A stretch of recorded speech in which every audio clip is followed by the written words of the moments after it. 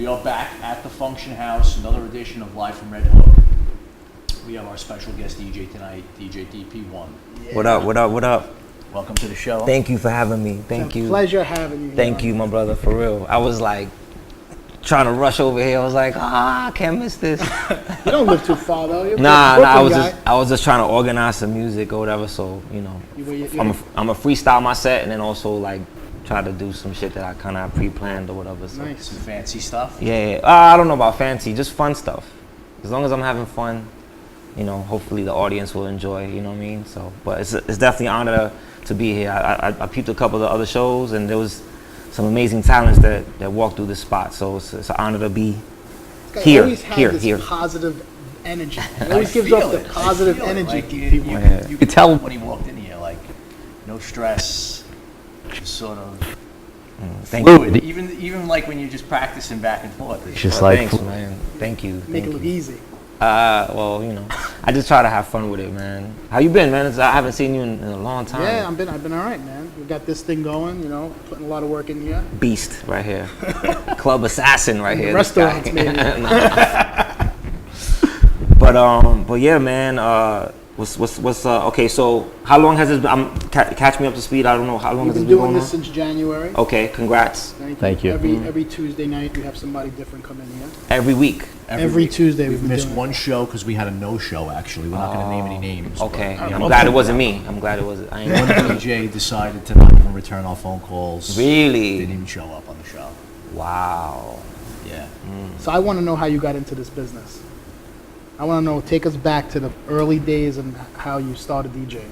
Okay. I'm gonna try to not be long-winded because I speak in detail. So if I'm, that's all right. We'll bring you back. Yeah, we're learning. We're learning because it's easy to go off on a tangent. So I'm bad with years, but I want to say I was about maybe 13, 14 years old or something like that. Well, even before that, my parents used to always play like an array of music in the crib. My father was like a music head. My mom loved music, playing salsa, a lot of salsa, like classic salsa and Motown, funk, rhythm and blues and all that stuff or whatever.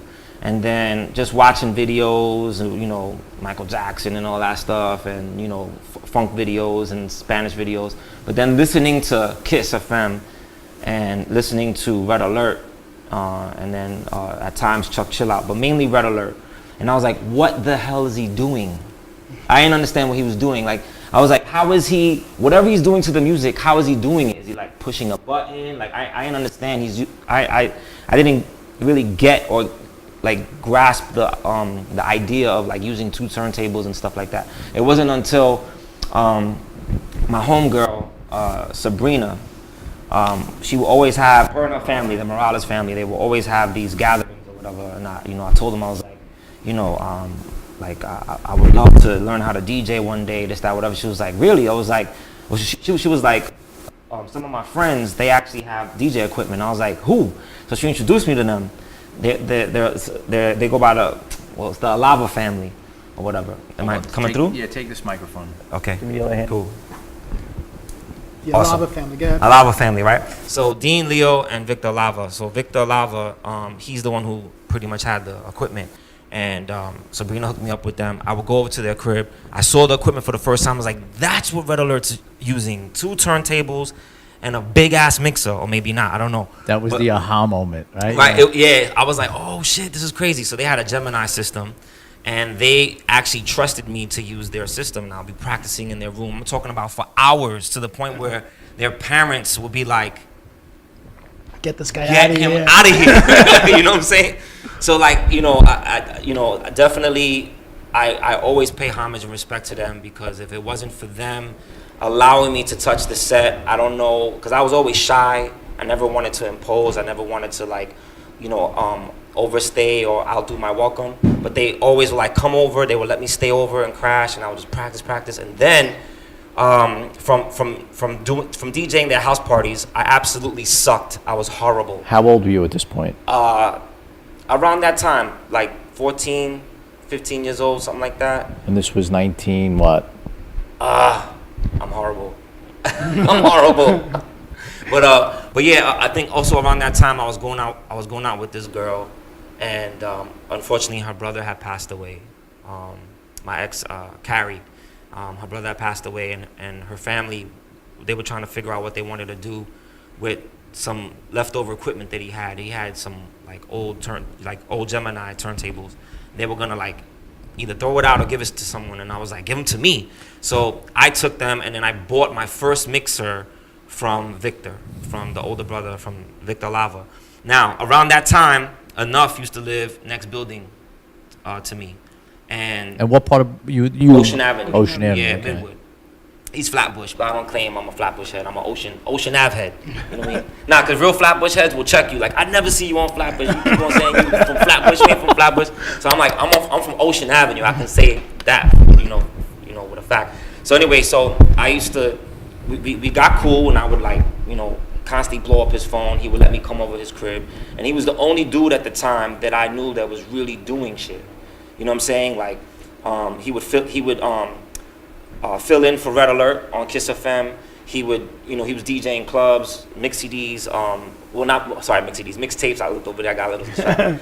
Mixtapes. He was DJing, recording tapes for what was it, Tape Kings, and I would just watch him practice in the room. He would be cutting up and shit, and I'm just like, I would love to learn how to do that, because my peoples that I was practicing with in their crib, the Lava family, they knew how to mix and stuff, and they played everything. I was always that's the key thing. The most important thing is I was always coming up. I was always surrounded by people that loved music. So there was never just like house or hip hop or reggae. It was everything, right? I was so accustomed to that, and I was always around people that knew how to be skillful in various arts, in various elements. So it wasn't just DJing. Like a lot of my peoples, they b-boy, they b-girl, they graph, they MC, they produce, they DJ. So that's always been the norm. So like. So wait, let's stop right there, because you had a whole crew of breakdancers, right?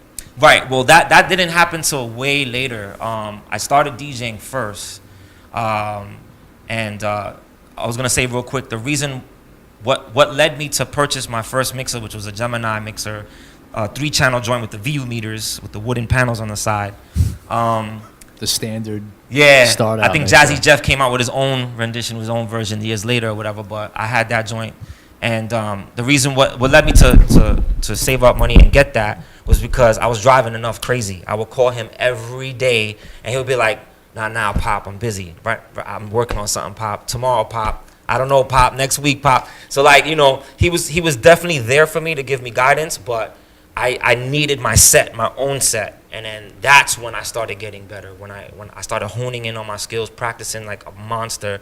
Slightly before that, I was linking with my boy DJ Vandal and my boy M-Try, and I would practice with them, with my brother Blowout. And but yeah, it wasn't until I started linking up with Enough, and then I finally got my set, that I really started like grasping. So when you got your set, you bought your own mixer, but you were still on Gemini turntables? Yeah, Gemini turntables. Belt Shit was driven? mad. No, wait. Yeah, belt driven. So I had to give it a push. So like everything was sluggish. So you didn't learn how to scratch on those, did you? Transforming, really. I couldn't really do much, and just like really hard chops. Chit, chit, chit, chit, chit, chit, chit. You know what I mean? And just wait for it to catch up. I'm like, fuck. Stuff like that. And then, so I But unfortunately. that probably helped you out a great deal. Because then once you transitioned over to the techniques and it was so like fluid, Right. it must have became easier for you. Well, it took a while for me to actually get a pair of techs. I was going out with my best friend's sister, and we actually went half and half on one turntable, and then my mom, God bless her, spent a grip of money. She went to Nobody Beats the Wiz, and they banged her in the head. I think it was like $600 for a tech, which was like you get it for like $4 and change or whatever, but whatever. So that was my first pair of techs, and yeah, I was elated. I was just like hyped, like yo, it's on. That's it. And one thing that really sparked the animal in me, which I'll never forget, was when I was sitting in Enough's living room, and he popped in a DMC VHS. And I was like, what the hell is that? And he was like, it's a DJ competition. I was like, okay. He presses play. And I'm watching Steve D. I'm watching, Grandmaster Rock Raider. My brother, miss that brother. May he continue to rest in rhythm. Diamond J, Invisible Scratch Pickles. And I'm just like, my mind was just blown. Like, I was like, that is what I want to learn how to do. I'm going to be that kind of DJ. How many times did you watch those tapes? Still to this day. Well, now it's everything's on YouTube, but Yeah. I still got my VHS tapes. I still got my DVDs, and I go on YouTube and I geek out. You have to, because this art form keeps on evolving.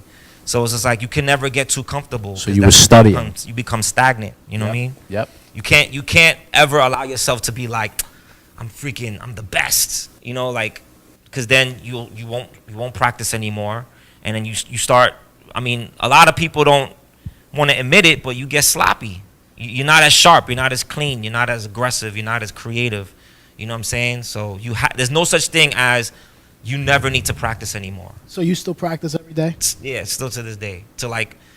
We were just talking before we started the show. My man Ava, he'll call me at like 3 a.m, like, yo, DP, I want to cut. I'm like, come through. He'll drive from Long Island to my crib, get there like 4 a.m, and we'll practice like 7:30, 8 o'clock in the morning. You got to kick him out. I mean, not really. Like it's just, we both, like, we'll just keep on pushing each other until it's just like, yo, dude, can't do it anymore. I got to go to bed. Same thing with my man Shuji, my man Flawless. I was just sessioning with him the other day. He's a beast. Big shouts to Flawless.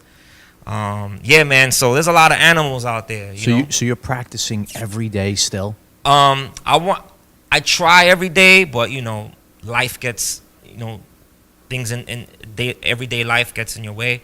But I do try to make as much time as possible, because there's so much to learn, from like better blending techniques to organizing my music or whatever, and just like making sure my cue points and everything is right. I also practice a lot on vinyl, because I never want to lose my feel on vinyl. I never want to like put on vinyl and be like, I don't know what I'm doing anymore. Like, nah, chill with that. So I practice a lot on both. Just educate myself on the new software and technology, the new mixers, turntables, and all that stuff, and just studying like all the elements and the techniques, and just geeking out, like, watching, listening to old Riz mixtapes and stuff, Spin Bad, JS1, watching Scratch and all that shit, man. You know what I mean? Like, big shouts to my crew, Turntable Nihilist. They inspire me heavy, especially G.I. Joe. That dude's a monster. But yeah, man, I know I'm rambling on. No. We're loving this good. right You now. gotta punch me in the face. No, we're loving this. You've been traveling a lot. I've been Yes, seeing you. I've been blissfully seeing you, enough, and you man. started using social media a little more. Yeah, I actually, so with the traveling, once upon a time, that was just, it was just like a thought. It wasn't really a reality. And I realized that I had to change my mindset. The minute that I started to believe that, I was worth, for people to invest money into, to get on a plane and travel, I deserve, all those opportunities just like everyone else, you know what I'm saying? That's when, the gates opened and the opportunities started coming my way, like Japan and Europe, and, DJing for artists, Lauryn Hill, John Legend, Estelle, J Live, my brother Pumpkinhead, who's, resting in rhythm right now. You know what I'm saying? Yeah, I mean, I've DJed for a lot of people, worked on several albums. Orange Moon Over Brooklyn is hands down one of, like, some of my best work is on that album. You know what I'm saying? I've met amazing beings from, ridiculous MCs, DJs, beatboxers, producers, like freaking my man Luminary, he's a beast, you know what I'm saying? There's a lot of cats out there that, they inspire me, man. Like, we might not be doing the same thing, but I get inspired by their drive. They're so serious about their craft, and I'm just like, shit, how many beats you banged out? 10? Fuck, okay, I need to really get on my shit and, practice and try to put out a mix or whatever, So what do you love to play? Everything. I think my saddest moment is when I'm told by a promoter that they only want to hear da da da. I'm like, really? There's so much amazing music out there. That's all you want me to play right now? You know, so I have the most fun when an event organizer or promoter contacts me and says, yo, DP, just fucking black out and do your shit. Get this crowd hyped, go crazy. Because I'm heavily inspired by Enough and by Jazzy Jeff and Riz. You know, those are all open format DJs. You know what I'm saying? Like, it doesn't matter what genre of music they play, they will figure out how to play that genre of music in the most creative way possible. And you could put, like, say for instance, those 3 DJs, you could put all 3 of them in the same room and not one of them will sound alike. And that's what it's all about. You know, there's too many cats these days playing the same records in the same order with no creativity. They're not, most of them can't even cut. They can't do nothing. They're just playing music and it's like, it's boring. You know what I mean? So, but yeah, I play everything, bro. Speaking of Enough, you're back with the heavy hitters. Yes. So there's a lot of, I get this a lot, right? There's a lot of people that when they find out that I'm a heavy hitter, they're like, oh man, you know, did you just get down? And I'm like, nah, man, my receding hairline should tell you I've been in this shit for a minute, kid. They're like, what do you mean? I'm like, yo, like from the beginning of time when heavy hitters, you know, was just a seed, you know what I mean, that was planted. I remember vividly, Enough was super hype. He was, you know, building with our brother DJ Threat, who's resting in rhythm, you know what I mean? And they had this idea of creating their own crew. And how that came about, Enough ended up telling me, I didn't even know until like recently, he told me why, what led up to that is, you know, Enough used to be down with Flip Squad, right? A lot of the gigs, you know, that were like a lot of the big gigs were going to Flex, you know? And, you know, Riz was a part of that, and I think Doo-Wop was a part of that. You know, everybody in that crew was talented. Then shortly after that, Flex ended up starting Big Dog Pitbulls. And Flex wasn't, I guess, interested in putting E down with the Pitbulls. So E was like, yo, you know, I respect that. That's cool. I'm going to start my own shit. So he started building with Threat and was like, yo, let's start the heavy hitters. And then they automatically was like, who else can we put down? They automatically thought of Camelo, because Camelo had the scene on Smash with his mixtapes. And at that time, he was repping Strictly Live, but his mixtapes were on fire, you know what I'm saying? Yep. And then, being that I was already on the block, I was the young protege, he was just like, what's up, D? You gonna roll with us? You down? And I was just like, fuck it, let's do it, you know? So, and then my brother Haitian Pat, he's still to this day, he you know, he's one of our brothers. He always will hold us down and be there and help us out with whatever we needed. And, you know, he always, you know, he was always on some like, on some nutrition health shit, you know what I'm saying? Well, not back then, but like years later when we reconnected, you know what I'm saying? Like I realized that he was like really serious about taking care of your body and eating better and staying away from certain things. And anyway, so around that time, it was only like 6 of us, and Boogie was another one that was rolling. And then shortly after that came Cast One, L Boogs. And what Precise. year? What year was this? I want to say 2000. Okay. If I'm wrong, maybe 1999, 2000, 2001. You know, so don't quote me. I suck at that. I suck at years, whatever. But I just, you know what it is? I'm just living it. So I don't really jot down like specific dates. Yeah, I'm just living it. You're living in the moment. So yeah, so at the time, we expanded crazy, right? And we were making a lot of noise and stuff. But I don't know, man. Like I always felt like I was labeled as like this underground hip hop backpack b-boy type DJ. And Now, why'd you feel that? because that's what a lot of people within my own crew were saying. And then, you know, promoters were like saying the same thing. And what do you think that was? I definitely take blame because I wasn't really making the initiative to put out mixes, like mixtapes. I still to this day dread to make them because I'm a perfectionist, so I feel like nothing's ever good enough. I'll hit record and I'm like, nah, no way. I think lot of people have a problem. I think problem with 75% of the DJs are like that. So yeah, I don't know. Like I've always been like that, man. I've always had like this confidence thing or whatever. So, you know, I saw that it affected my business because people would pigeonhole me and say, I don't want to say that they pigeonholed me on purpose, but that's just, I guess, what was obvious to them. Like, yo, you need someone to rock a show, to DJ for an artist, or to do cuts for a song, DP's your guy. As far as rocking clubs, we got better guys on the team for that. And I kind of felt the way about that, you know? And so I didn't really appreciate getting slept on.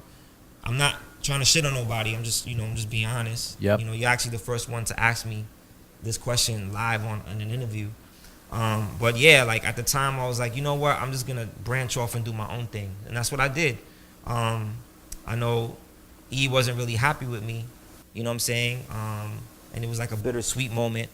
But we always had that love and respect for one another. It's just something that I felt I needed to leave home base to just do my own thing. So do you think that helped you to grow as a DJ and to break that I stereotype think so. that they had? I think so, because I didn't have to live up to a specific hype, because being down with heavy hitters at the time, I felt like I needed to live up to this hype, and it was just, I couldn't figure out the formula.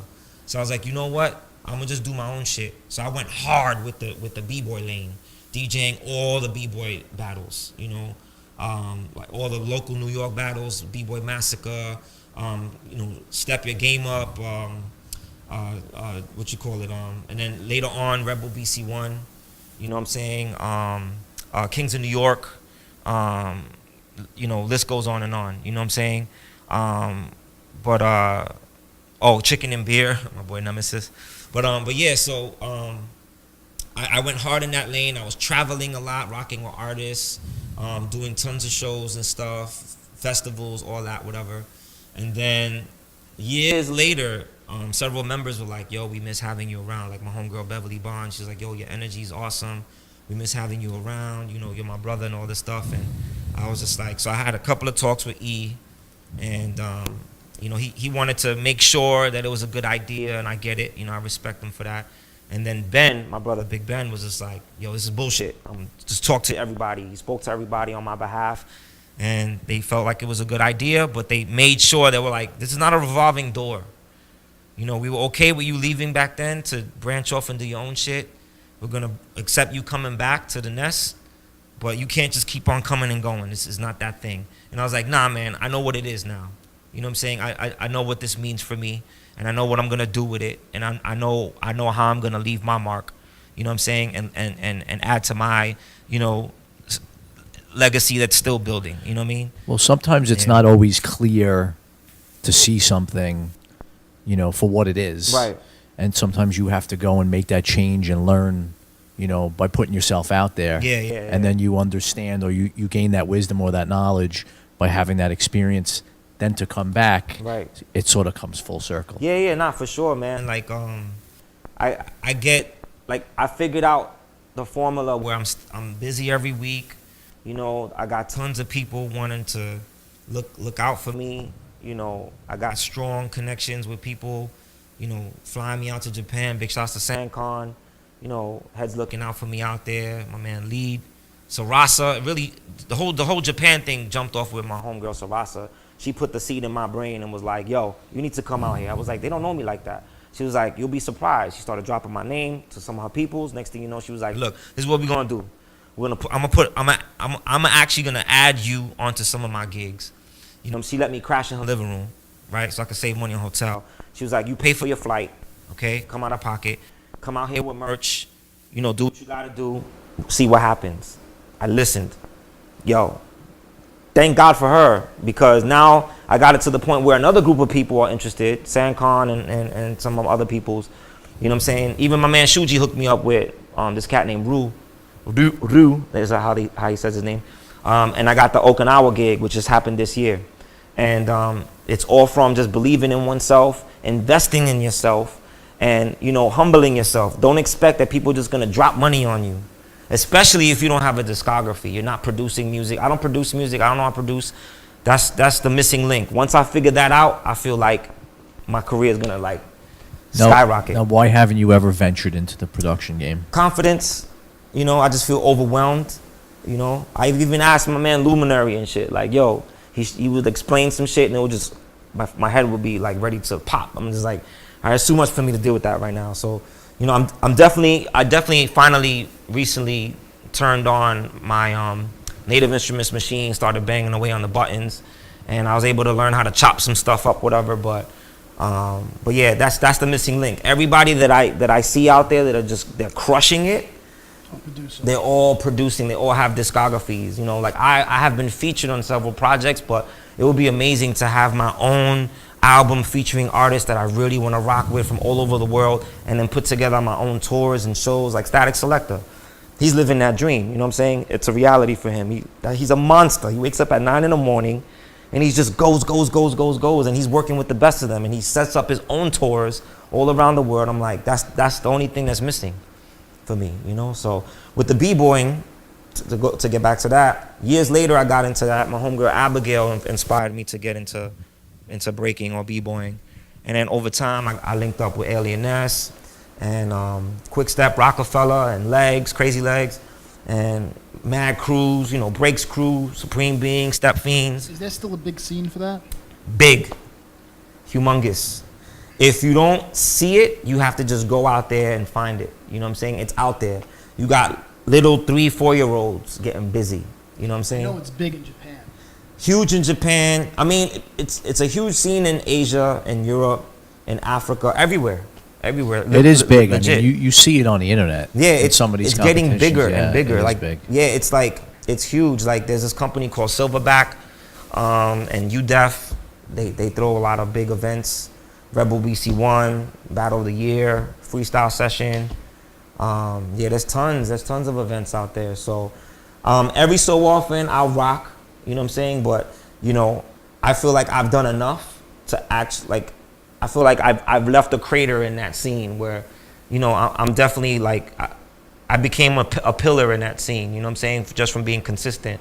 And still to this day, I get mad love and respect, you know? So, and I appreciate that. But, you know, I feel like I gotta let the younger cats that are coming up, they gotta get shine. You can't, you know. Yeah, of course. You know what I mean? But I'll rock with anybody, you know what I'm saying? So, yeah, man. But yeah, I know I'm long-winded, y'all. I could talk. No. This Could is talk. when you sit down on this couch, it just sort of goes. Yeah. So- You know what it is? I'm excited. I'm excited to be here, and there's just a lot to say. So you set something up for us, right?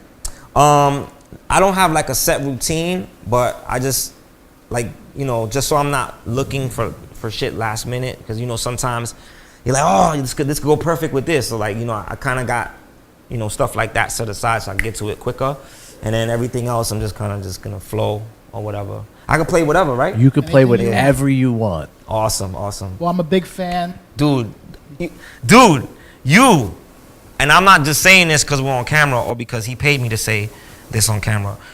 You are a beast. Thank you. I appreciate that. Like, I highly respect He you. doesn't believe that though. No, but we but tell that's him that good, all the that's time. good because it's good to be. You need to be humble. You know what I'm saying? Like, I hate when I meet someone that's skillful, but they're just a straight up asshole. It's like, damn, I wish I never met this person. You know what I'm saying? So it's like, since I've met you, you've always been the same humble dude, but hungry. And you've DJ'd at the biggest clubs, and you DJ'd with other great DJs like yourself. Thank you. And you know, Explore will always big you up. You know what I'm saying? Yeah, that's my brother right Gotta there. get him here. Yeah, hell yeah. So yeah, big shouts to my Turntable Nihilist crew, Blowout, Explore, DJ G.I. Joe. But Explore will always big you up. You know what I'm saying? And you know, at the time when I had met you, Explore was DJing a lot in the scene too. Before he was doing all the stuff that he's doing now, or whatever. And he will always be like, "Yo, Riz, you know, Ava, Finesse, Sis, you know."